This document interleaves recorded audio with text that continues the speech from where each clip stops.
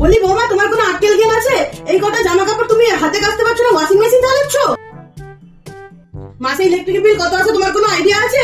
এদিকে আমার ছেলের ইনকাম করতে করতে পেছন দিয়ে ধোঁয়া বেরিয়ে যাচ্ছে, আর উনি মহারানি ওয়াশিং মেশিনে জামা কাপড় কাচেন। নিয়ে যাও, নিয়ে গিয়ে বালতির জলে কাচো গে।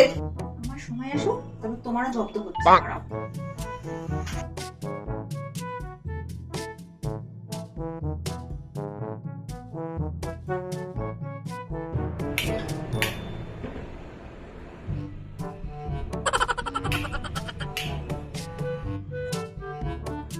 এটা কি হলো?